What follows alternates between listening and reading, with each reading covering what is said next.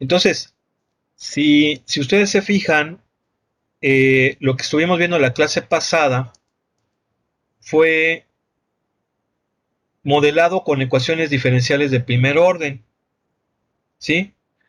Hay muchos ejercicios, eso hay que decirlo, hay muchos ejercicios.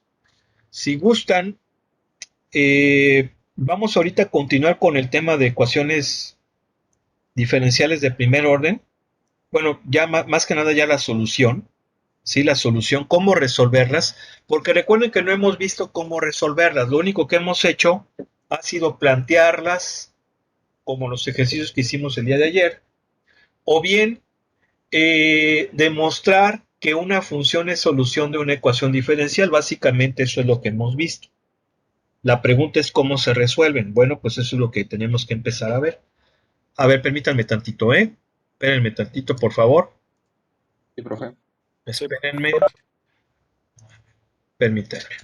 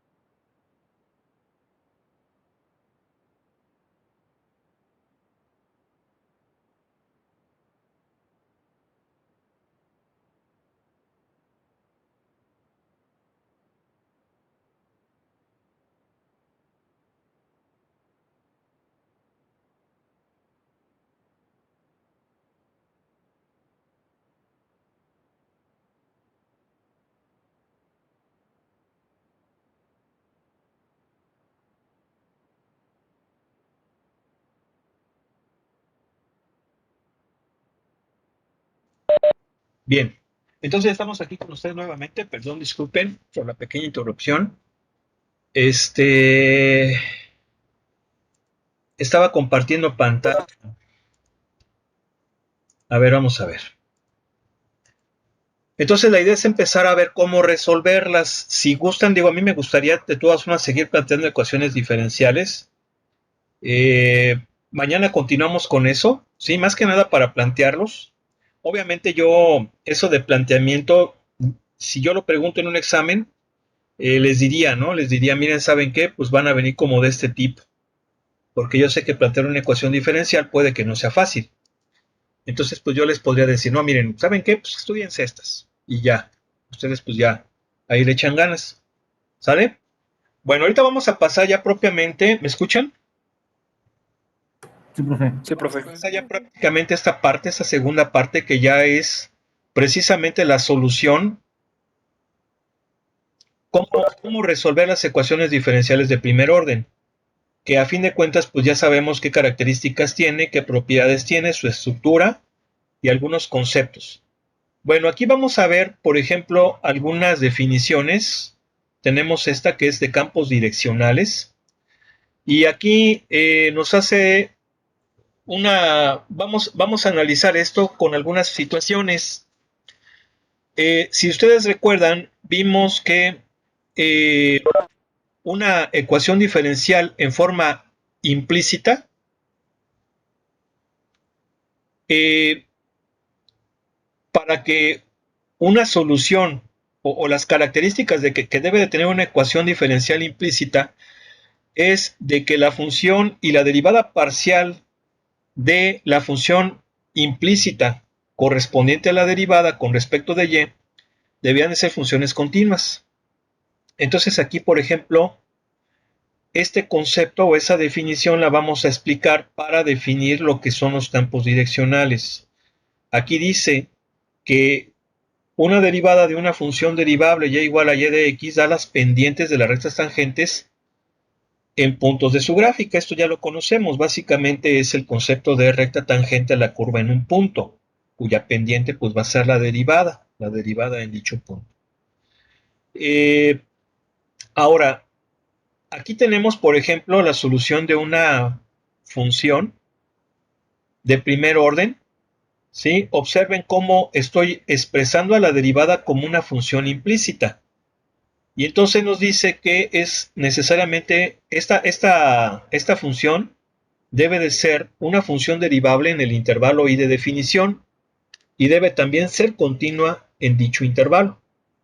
De ese modo, la curva solución correspondiente a ese intervalo no tiene cortes y debe tener una recta tangente en cada punto de la gráfica.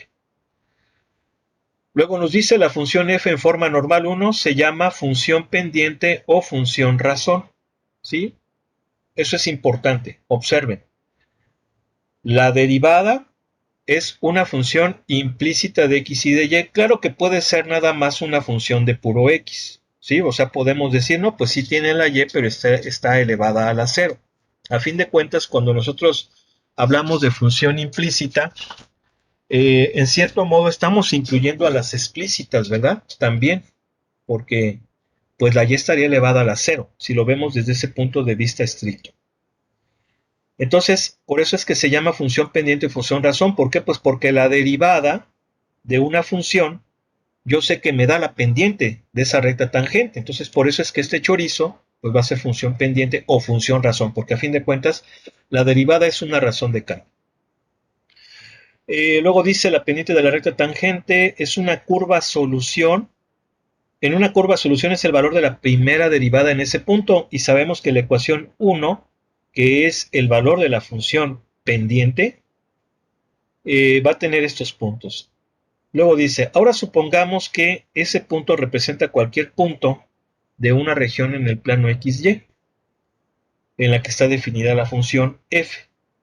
El valor de la función en ese punto, que es la función f, le asigna al punto, le asigna al punto, que la función le asigna al punto representa la pendiente de una recta o que la visualizaremos como un segmento de recta llamada elemento lineal. ¿Por qué elemento lineal? Porque a fin de cuentas sabemos que esa derivada pues es la pendiente de una recta tangente, ¿no? Un elemento lineal o un segmento pues es un pedacito de esa recta, como viene aquí, precisamente. ¿Sí? Esto es el elemento lineal que está en rojito. Y obviamente va a ser tangente a la curva solución. Aquí nos da un ejemplo. Vamos a considerar esta derivada. Si se fijan, la derivada es una función implícita. ¿Por qué? Pues porque es una función de x y de y. Sí, aquí lo pongo. Y entonces vamos a analizar esta función que ya dijimos que se le puede llamar función pendiente o función razón en el punto 2,3. Entonces evaluamos la función, obviamente la derivada, recuerden que esta se llama función pendiente o razón, y nos da 1,2. ¿Sí? Así es como lo estamos evaluando. Entonces, este 1,2 va a ser la pendiente de este segmento de recta. Nosotros podríamos, por ejemplo, obtener el ángulo, ya sabemos cómo, pues es la tangente inversa de esta pendiente, y de esa forma conoceríamos el ángulo al cual debe de estar elevado dicho segmento. Y pues bueno, no hay ningún otro problema. Ahora, aquí viene el concepto de campo direccional. Este tema es muy importante, está relacionado con muchos temas de ingeniería, ahorita más o menos platicamos eso. Y dice, si evaluamos sistemáticamente a esa función en una malla rectangular de puntos del plano XY y se dibuja un elemento lineal en cada punto de la malla con pendiente f de x, y, entonces el conjunto de todos esos elementos lineales es campo direccional o campo de pendientes. de la ecuación diferencial en forma implícita. Visualmente, la dirección del campo indica el aspecto o forma de una familia de curvas solución de la ecuación diferencial dada, y en consecuencia se puede ver a simple vista aspectos cualitativos de la solución. Por ejemplo, las regiones en las que una solución presenta un comportamiento poco común. Una sola curva solución que pasa por un campo direccional debe seguir el patrón de flujo de campo. El elemento lineal es tangente a la curva cuando intercepta un punto de la malla. La figura 2.1.2 muestra un campo direccional generado por computadora de la ecuación diferencial de y de x igual a seno de x más y en una región del plano XY. Observe cómo las tres curvas solución que se muestran siguen el flujo de campo. Entonces, fíjense bien. De hecho, esto lo podemos analizar. A ver, creo que ya hemos estado usando el matemática, ¿verdad? No, ¿verdad? No lo hemos estado usando aquí. No, profesor. No, profe. A ver, vamos a utilizar como herramienta de estudio software. Obviamente el software es, ya lo dije, herramienta de estudio. Va a ser un instrumento que me va a permitir reafirmar lo que voy aprendiendo, comprobar mis procedimientos, si lo que hice es correcto, incluso comprobar si lo resolví bien. ¿Sí? El software es una herramienta muy, pues bastante útil en la ciencia y en la ingeniería, eso hay que decirlo, ¿no? Pero es una herramienta, nada más. No podemos enseñar ciencias o tecnología con software, ¿sí? A fin de cuentas, la ciencia, la tecnología y obviamente al hablar de tecnología se incluyen las ingenierías, estamos hablando de conocimiento. Conocimiento. Y conocimiento es dominio de conceptos, dominio de leyes, dominio de técnicas, de procedimientos, de ramas del saber, ¿sí? Eso es por lo cual nosotros estamos aquí. Entonces no se puede enseñar eso con software, pero el software puede ser una herramienta para que mi conocimiento sea más fuerte, más firme. Incluso yo sé que ya en muchas ramas de la ingeniería es necesario el software, pero ese software no va a servir de nada si yo no sé lo que estoy haciendo, si yo no tengo el conocimiento. Por eso es que el software es nada más una herramienta de estudio. Eso hay que aprenderlo. No se puede enseñar matemáticas con software. Eso es una falacia. ¿Sale?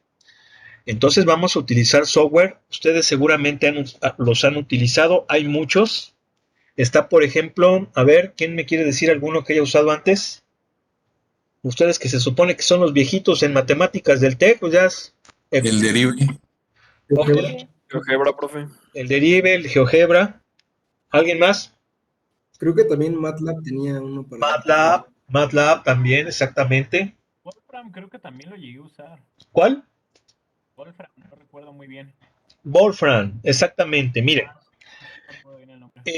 yo tengo experiencia con esto, con el Wolfram Matemática y con el MATLAB. Yo siento que son los más potentes, por así decirlo, los más poderosos. Son esos dos. De hecho, yo incluso me atrevería casi a afirmar que tal vez MATLAB sea superior al Matemática, porque el MATLAB incluso tiene su propia interfaz de programación, su propia AIDE, ¿sí? O IDE, que también se le pronuncia en inglés. ¿Sí saben? Aquí tenemos de sistemas, ¿verdad? ¿Sí saben lo que es una IDE?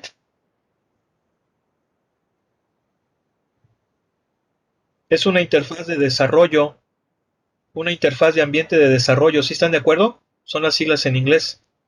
¿Sí saben eso, chicos? Sí, profe. ¿sí? Entonces tiene Sí, profe. MATLAB, tiene su propia forma de programar incluso. Es muy parecida a C, ¿sí? Al lenguaje de programación C, es muy parecido. Y y pues eso le da mucha potencia.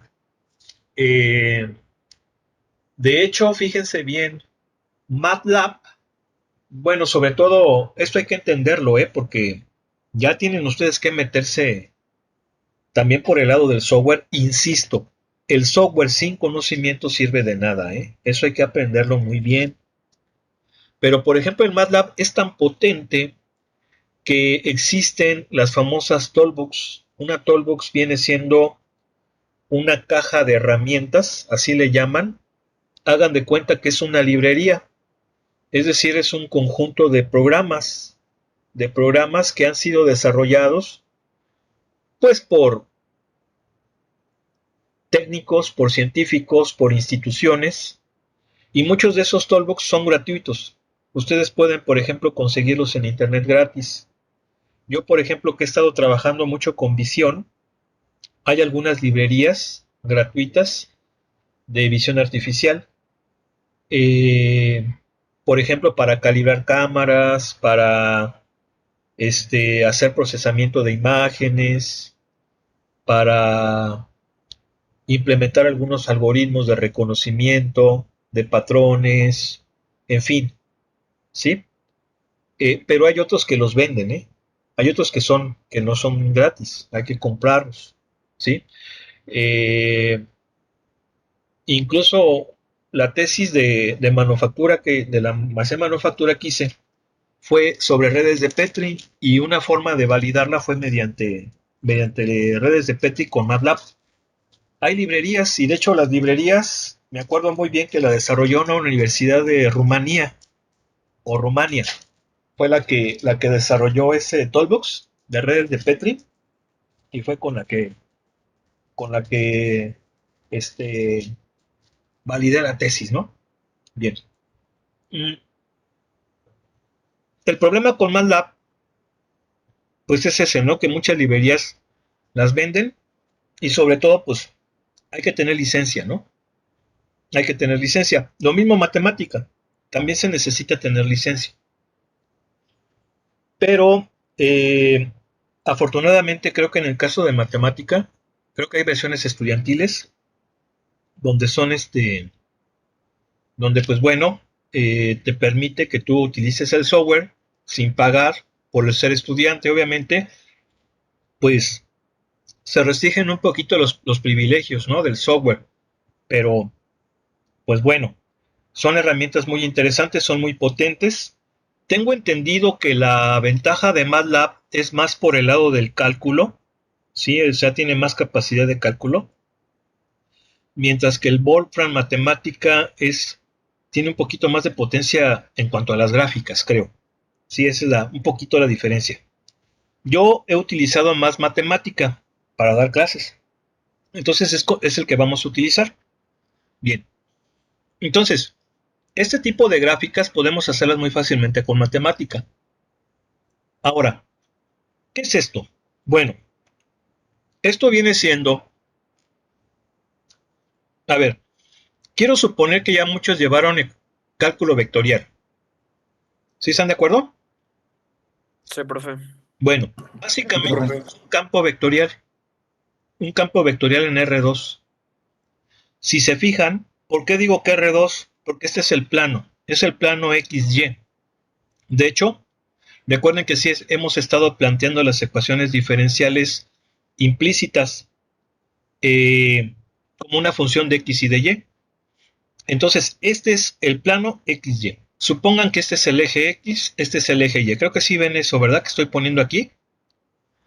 A ver, déjenme ver a ver si puedo dibujarlo. Es que les digo que, a ver, creo que aquí se puede anotar. A ver, déjenme ver. A ver si se puede. A ver, ¿dónde estás? ¿Dónde estás? ¿Dónde? Aquí está. Este es el eje X, ¿sí lo ven? Oigo. Perdón, este es el eje Y y este es el eje X, ¿vale? No, no oigo. Sí, profe. ¿Sí? Sí, profe. Ok. Entonces, si se fijan, aquí tengo un campo vectorial. Básicamente esto es un campo vectorial, nomás que no lo menciona así el texto, ¿verdad? ¿Por qué? Pues porque estamos en ecuaciones diferenciales. Pero vamos a retomar un poquito lo que ya sabemos. Este es un campo vectorial en R2, obviamente en el plano XY, y observen cómo esos vectores, obviamente, tienen un punto de aplicación. No son vectores posición, sino que son vectores evaluados en un punto.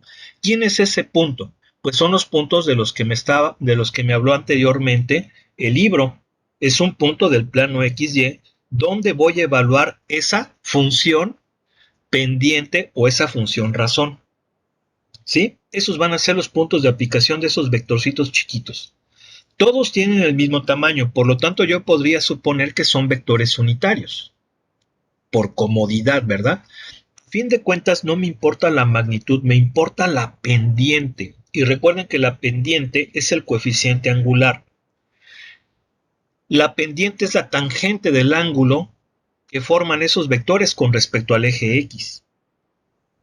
Entonces, esas pendientes yo las obtengo al expresar la función, la ecuación diferencial como una función.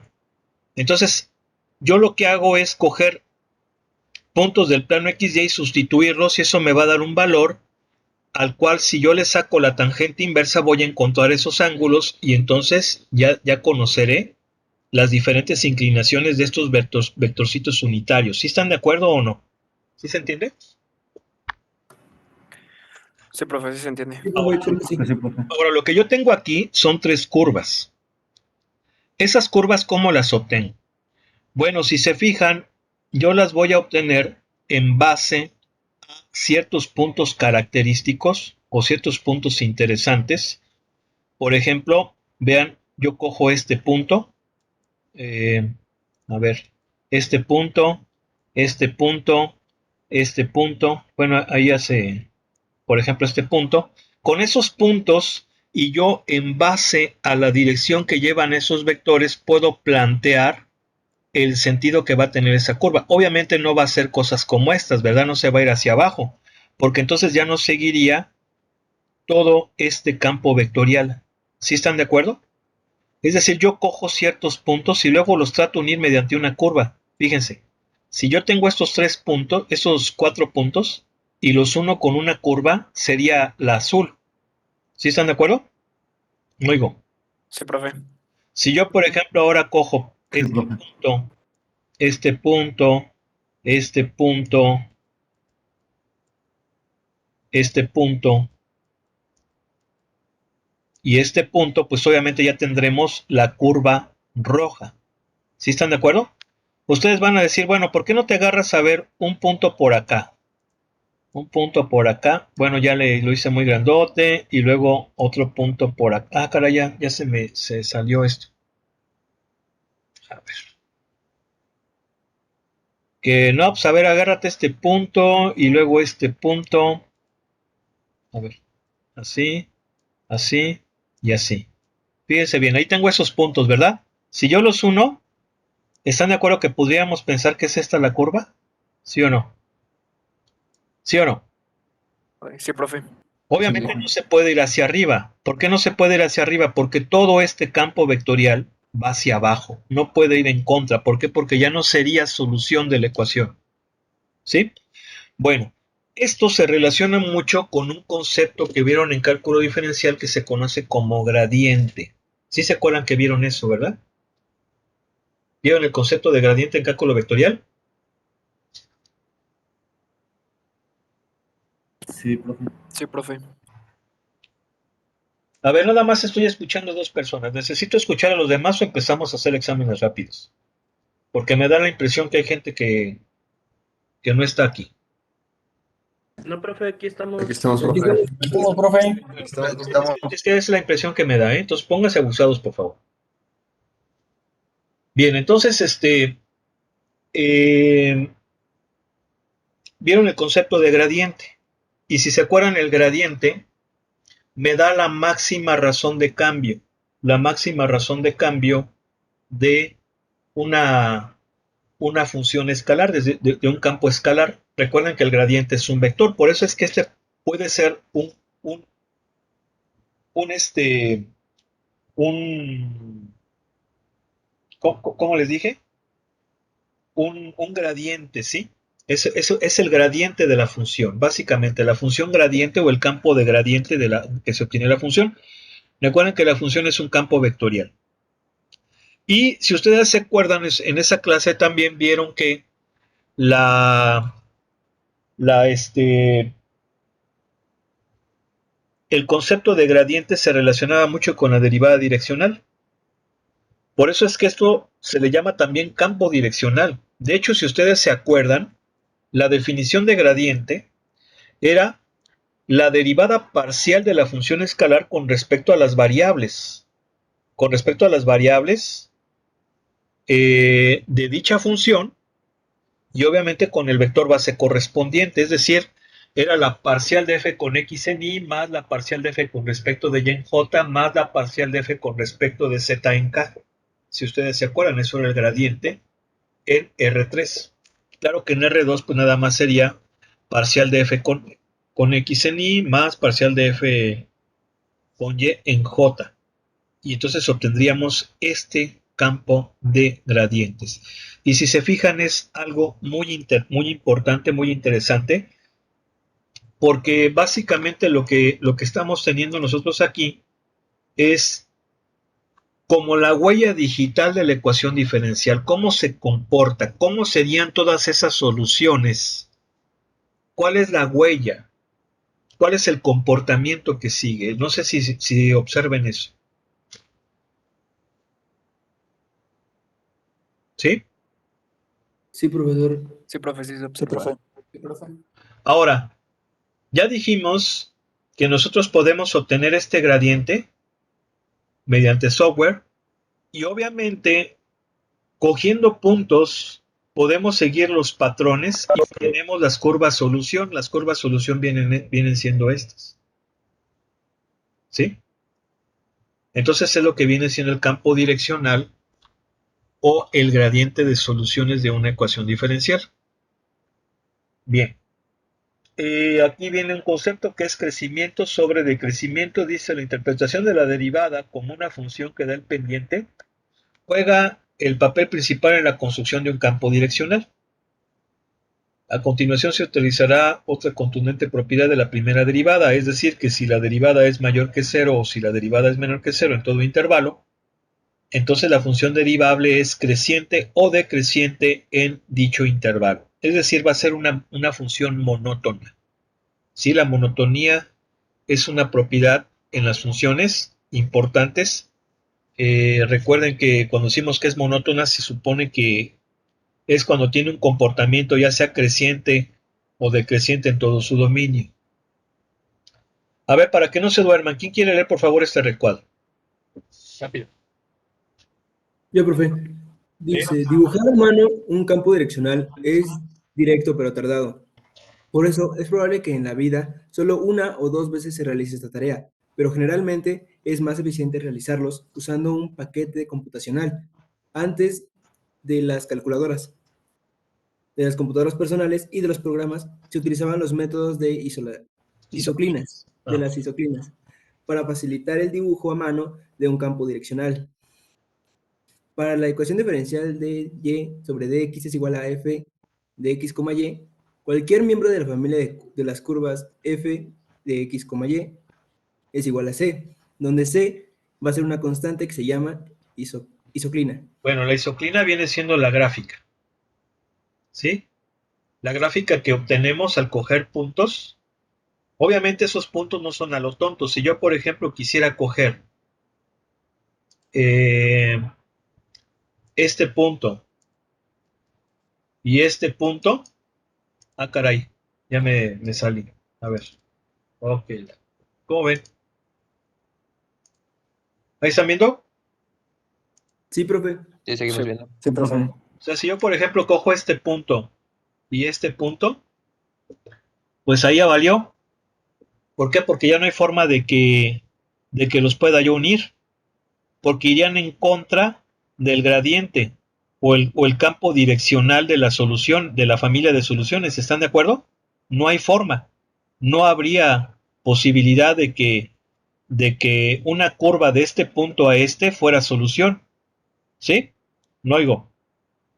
Sí, profesor. Sí, Profe, ¿y qué entonces, le da la dirección al campo direccional? ya lo dijimos. Coges los puntos, coges puntos, por ejemplo, yo cojo este punto, mire. A ver, voy a coger este punto. ¿Este punto cuál es? Es el punto menos 2,2. ¿Sí están de acuerdo? Sí. Sí, profesor. Sí, Entonces profe. lo que yo hago es sustituir el punto 2 menos 2,2 en la ecuación diferencial, en la derivada, porque recuerden que la estamos definiendo como una derivada implícita. Lo sustituyo en dónde? En esta. dy sobre dx igual a función implícita de x, bueno, aquí es x, y, ya se me hizo muy feo, x, y, ¿estamos de acuerdo? Ahí sustituyo menos 2,2. Por ejemplo, supongan que esa función es 2xy. Entonces, ¿cuánto me va a dar si sustituyo este punto, el menos 2,2 aquí? Me va a dar menos 8. ¿Sí o no? ¿Sí o no? No oigo. Sí, profe. Sí, Entonces profe. me da menos 8. ¿Qué voy a hacer? Lo que voy a hacer es que el ángulo teta es tangente inversa de menos 8. ¿Sí o no? No oigo. Profe. Sí, profe. Sí. Tangente inversa de menos 8. ¿Y eso qué me va a dar? Me va a dar un ángulo. ¿Y ese ángulo cuál va a ser? Va a ser el ángulo que tiene ese vectorcito unitario. Se supone que son unitarios. Ese vectorcito unitario en menos 2,2. Obviamente aquí estos vectorcitos se van a obtener pues, para muchísimos puntos. ¿Cuántos puntos tengo aquí? Tengo un chingo. ¿Alguien los quisiera contar? Uno, dos, ¿Para qué? son como 10 por fila. Casi en este cuadrante. Si suponemos que son 10 así y 10 filas, 10 columnas y 10 filas van a ser 100. Entonces podríamos estimar que aquí son 400, ¿sí o no? Sí, profe. 400 puntos, porque son 400 vectorcitos. Cada vectorcito, su punto de aplicación va a ser ese punto. Por eso dice que hay que utilizar un software. ¿Quedó claro? ¿Sí se entiende? Sí, profe. Sí, sí. Sí se Bueno, entiende, profe. lo vamos a hacer con el. Si se portan bien y contestan y se ve que están aquí, lo hacemos con matemática. ¿Eh? No oigo. Sí, profe. ¿De acuerdo? Sí, profe. Bueno, entonces ahorita viene este tipo de ecuaciones diferenciales que son las ecuaciones de primer orden autónomas. Estas son ecuaciones importantes, ¿eh? Fíjense cómo son. Son un caso especial de las funciones, perdón, de las ecuaciones diferenciales implícitas. De hecho, una ecuación de primer orden autónoma es una ecuación diferencial implícita, pero va a tener una característica muy importante y ahorita es lo que vamos a ver. A ver, ¿quién quisiera leer, por favor, de aquí hasta acá? Este primer párrafo. Sale. Quiero yo, profe. Sí. Ecuación de primer orden autónomas. En la sección 1.1 dividimos la clase de las ecuaciones diferenciales ordinarias en dos tipos, lineales y no lineales. Ahora consideraremos brevemente otra clase de clasificación de las ecuaciones diferenciales ordinarias. Una clasificación que es de particular importancia en la investigación cualitativa de ecuaciones diferenciales. Una ecuación diferencial ordinaria en la que la variable independiente no aparece explícitamente se llama autónoma. Si el símbolo x denota a la variable independiente, entonces se puede escribir una ecuación diferencial autónoma de primer orden como la función y, y' igual a 0 o en la forma normal como la derivada de y con respecto de x es igual a la función evaluada en y. Ok, a ver, fíjense bien. Eh, Ahí lo que nos está diciendo Es esto.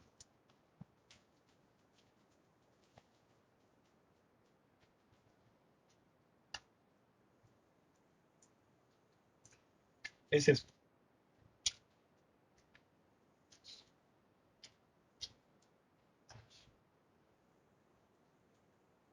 Acabamos de ver que las ecuaciones diferenciales de primer orden implícitas son estas. dy de x igual a una función implícita. ¿Sí están de acuerdo, no? ¿Sí o no? Sí, Profe. profe. Por eso estas funciones se llaman, bueno, estas ecuaciones diferenciales se llaman función pendiente. ¿Por qué? Porque eso es una función. Y estoy diciendo esta función es igual a la derivada. ¿Y qué me da la derivada? La pendiente de la tangente. ¿Sí? Por eso se llama función pendiente. Pero también yo sé que la derivada es una razón de cambios. Por eso es que también se puede llamar función razón. Es una razón de cambios. ¿Sí? Bien. Ok, profe. Entonces, esto es una función implícita. Ya tenemos que tener bien claro que es una función implícita. Pues es una función que está bajo las dos variables. Aquí no le está diciendo bajo las dos variables. ¿Sí? Eso lo vimos en cálculo diferencial. Desde un punto de vista muy estricto, podemos decir que las funciones explícitas, recuerden que las funciones explícitas son estas. Son las bonitas, las que hemos estado usando casi siempre. Y igual a f de x. Pero las funciones, estas son las explícitas. Sí dije, ¿verdad? Explícitas, no oigo. Sí, profe. Sí, profe. Pero las funciones implícitas tienen esta forma. Es decir, desde el punto de vista coloquial, serían las desobedientes, las desordenadas. ¿Por qué las desordenadas? Porque tenemos a la X y a la Y revueltas. Las explícitas tenemos bien bonita la Y despejada. Y igual a algo de X. Mientras que en estas, la Y está revuelta. ¿Sí? Es medio locochona y le gusta ahí estar ahí con la X. ¿Sí? Ahora, hay muchas funciones que estando en forma implícita se pueden expresar en forma explícita mediante el despeje. ¿Verdad? Sin embargo, hay muchas funciones en las cuales es imposible. Algunas no es posible despejar a la Y. Entonces esas pues ya se fregaron. Ahora, una función explícita pues es un caso particular de las implícitas si lo vemos desde un punto de vista muy... Bueno, no miento. Yo les iba a decir cuando tenemos a la y elevada a la 0, pero si yo tengo y elevada a la 0 va a ser 1 igual a un chorizo de pura X y eso sería una ecuación algebraica. Pero en el caso de las funciones exponenciales es diferente, perdón, en el caso de las ecuaciones diferenciales es diferente y ahí sí funciona lo que yo les había dicho. Ahorita lo vamos a explicar. Bien. Entonces,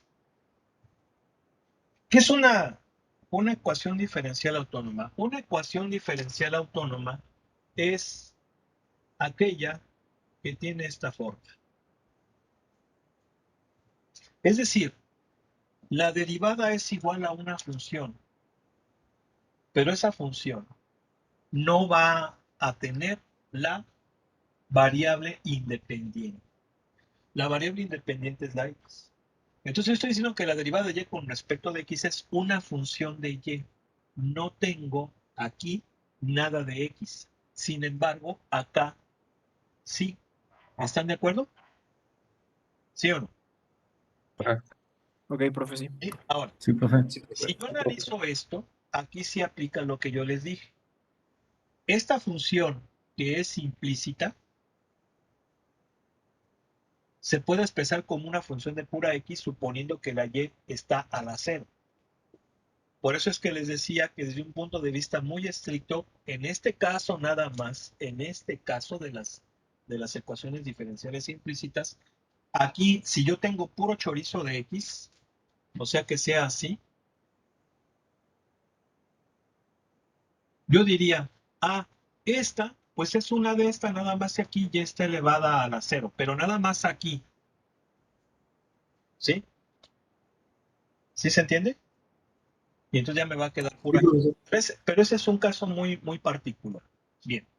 Aquí lo que nos interesa es ver que las ecuaciones diferenciales autónomas son estas. Es decir, son un caso particular de estas. ¿Por qué? Porque desde un punto de vista general, esta es una función implícita, tiene x y y revuelta, mientras que en las autónomas son aquellas donde solamente la derivada va a estar igualada con algo de puras y. No voy a tener a la variable independiente. Por eso se llaman autónomas. ¿Sí? ¿Sí? ¿Se entiende eso? Sí, profesor. Sí, profe. Sí, Entiendo. profe. Sí, profe. Más o menos lo Sí, que, profe. que se ha estado ahorita comentando. Ahora, pues ahí está. Eso es lo que hay. A ver, ¿alguien pudiera continuar, por favor? Entonces, miren, aquí está. Sí, lo que es la autónoma. Entonces, obviamente, a ver, aquí ya nada más para finalizar, porque también es así, pero nos dice que esto se puede expresar así. Una función de y de su derivada igual a 0. ¿Sí están de acuerdo? Es también otra forma de expresar una ecuación diferencial autónoma. ¿Por qué? Porque si se fijan, aquí estoy diciendo, en el primer miembro tengo un chorizo de y su derivada. De y su derivada. Bien, ¿cómo es algo de y? Pues es una función de y. ¿Y cómo es la derivada? Bueno, aquí podemos ponerlo. Miren, a ver, se explica más fácil acá. Si yo, por ejemplo, igualo con 0, me va a quedar así. Bueno, aquí es de y. Esto es lo mismo que esto. Si se fijan en el primer miembro, tengo derivada y tengo una función de puras 10. Viene siendo lo que tengo yo igualado con 0. ¿Sí? Por eso es que esto y esto es lo mismo. Nada más aquí está como en forma ya de función. Está como que más claro esto. Porque aquí estamos diciendo solamente es función de y su propia derivada. Y si se fijan, eso es lo que viene siendo acá. Recuerden que este es función nada más de y. Son diferentes formas de representar las autónomas. ¿Quedó claro? Sí, profe. Sí, Sí, profe. profe, ya Sí, quedó un profe. poquito más claro. Me quedó claro. Bueno, entonces a ver, ¿quién quiere leer, por favor, aquí a partir de esto? Muchas. Sí. Rápido, por favor. Muchas ecuaciones diferenciales que se encuentran en aplicaciones o ecuaciones que modelan leyes físicas que no cambian en el tiempo son autónomas. Ajá. Como ya hemos visto en la sección 1.3, en un contexto aplicado se usan comúnmente otros símbolos diferentes de y y de x para representar las variables dependientes e independientes. Ujú. ¿Sigue? Por ejemplo, si t representa el tiempo, entonces al examinar ¿Sí? a la derivada de a con respecto a Sí, t igual. ya, gracias. Perdón. Bueno, estas ecuaciones diferenciales ya las estuvimos analizando. Y todas ellas son autónomas. ¿Por qué son autónomas? ¿Quién es la variable independiente de esas ecuaciones diferenciales? ¿Quién es? ¿Quién es la variable independiente? Rápido, por favor. X. Yo no veo ahí ninguna X, hijo. Estoy diciendo estas. Esta es la única que tiene X, pero a ver. No, a ver. A ver. A ver, por favor. Pongan atención acá. A ver. Si yo respondo de dp en dn, esta es una derivada. ¿Se entiende o no? Sí, profesor. Sí, Sí, profe. profe. Sí, Sí, sí. profe. Estoy utilizando la notación de Leibniz. Por eso ya les dije que la notación del Leibniz, eso lo sabemos, es la más clara. La más clara de las notaciones de la derivada. ¿Sí? Bien. ¿Quién me puede decir aquí quién es la variable dependiente y quién es la independiente? A ver. P sería la dependiente, profe. P sería la dependiente. Y N la independiente. ¿Por qué?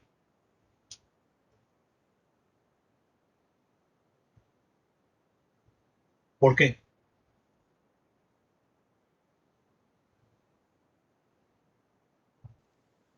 Porque la P estaría en función de N. A ver, ¿por qué? Pero no, no, no. A ver, hay una razón más clara. ¿Por qué? Rápido.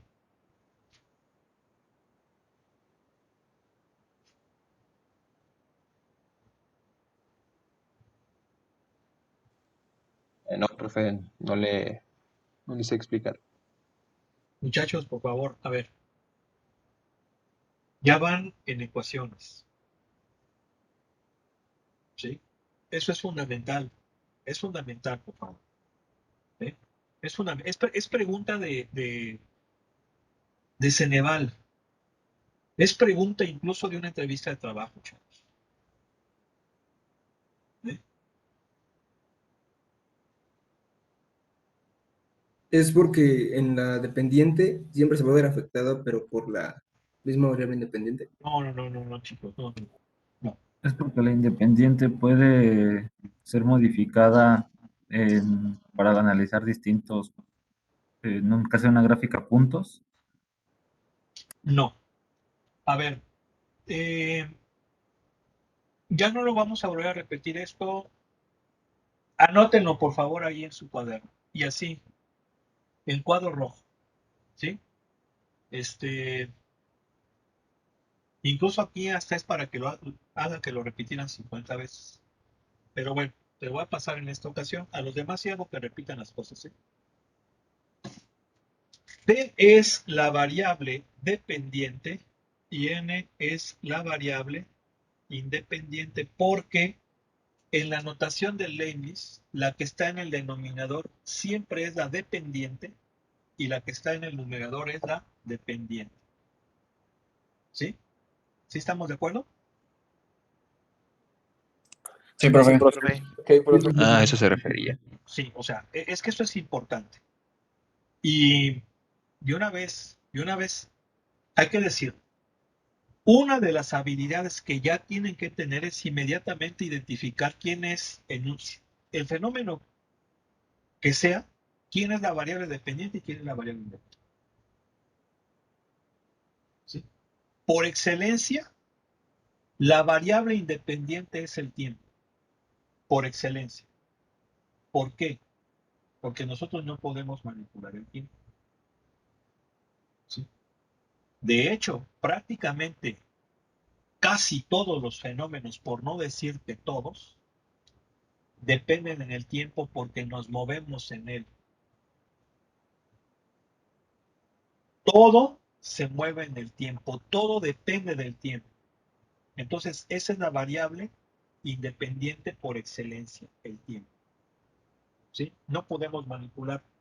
Por ahí, la teoría de la relatividad especial y general de Einstein, bueno, habla que el tiempo se dilata, ¿verdad? Pero son condiciones muy especializadas cuando nos movemos a velocidades cercanas a la luz. Dice la teoría de la relatividad que el tiempo transcurre más lentamente, pero aún así no tenemos capacidad de manipular. ¿Por qué? Porque siempre va hacia adelante. Eso de que, no, pues una máquina que va hacia atrás, miren, esas son, son, son fantasías que rayan ya en lo ridículo como lo del metaverso. Abusados con eso, por favor. ¿Vale? Entonces, esa es la razón. ¿Sí? Bien, entonces, en esas ecuaciones diferenciales, ¿quién es la variable independiente? En esas que están ahí.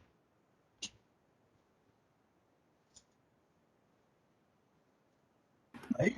La T. El tiempo, profe. El tiempo. ¿Por qué? Pues porque en el denominador tenemos diferencial del tiempo. ¿Están de acuerdo? ¿Sí? De hecho, todo fenómeno cuya variable independiente es el tiempo se conoce como fenómeno dinámico. ¿Sí? Dinámico. ¿Por qué? Porque cambia con respecto del tiempo. ¿Sí? O está analizado bajo el dominio del tiempo. Eso es un fenómeno dinámico. Todos esos que están ahí son fenómenos dinámicos y ya los hemos estudiado. Si ustedes recuerdan, ¿qué era esto? ¿Qué era esto? Esta, si ustedes recuerdan, era la de dinámica poblacional, ¿sí o no? ¿No? Bueno, puede ser dinámica de poblacional si A es la población, pero creo que es la desintegración radiactiva, porque ahí A representaba la cantidad de material radiactivo, ¿verdad? ¿Sí o no? ¿Sí? Entonces, esta es la de decaimiento radioactivo. No oigo.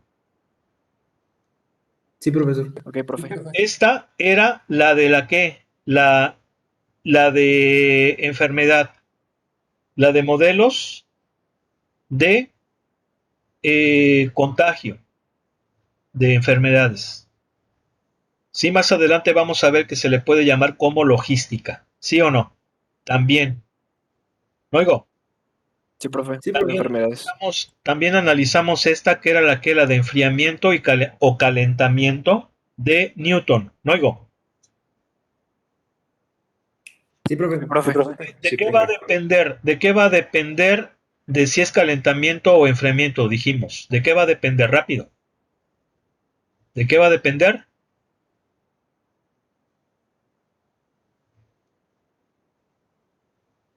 ¿Del medio ambiente? Va a depender de la K. ¿Sí? Si la K es positiva, se calienta. Si la K es negativa, se enfría. Y esa también la estudiamos. Es la de qué? La de la salmuera. ¿Sí se acuerdan? La de mezcla. ¿Sí o no? La mezcla. En Sí, un, de la mezcla. ¿sí? Sí, profe, la del tanque. Ok. Ahora, ¿qué características tienen estas ecuaciones diferenciales? Bueno, todas ellas son dinámicas, o sea, son fenómenos dinámicos. La variable independiente es el tiempo, pero aparte de eso son ecuaciones diferenciales que, rápido, ya para concluir, ¿son qué?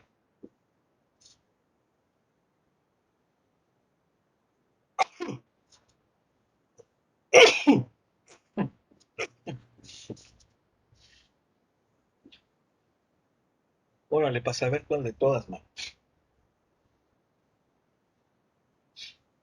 A ver, entonces, ¿son qué, muchachos? ¿Están ahí? Sí, profesor. Sí, profe. ¿Son qué? Son ecuaciones diferenciales autónomas. ¿Por qué autónomas? Porque la derivada es igual a una función de la variable dependiente. No está la variable independiente. ¿Sí se fijan o no? Todas estas son ecuaciones diferenciales de primer orden, ¿sí? Algunas de ellas son lineales, eso hay que decirlo. De hecho, todas estas son lineales, menos esta. La segunda es la única que es no lineal. Pero de ahí en fuera, todas las demás son lineales, pero son autónomas. ¿Están de acuerdo o no? ¿Sí? Sí, profesor. Sí, profe. Sí, profe. Sí, profe.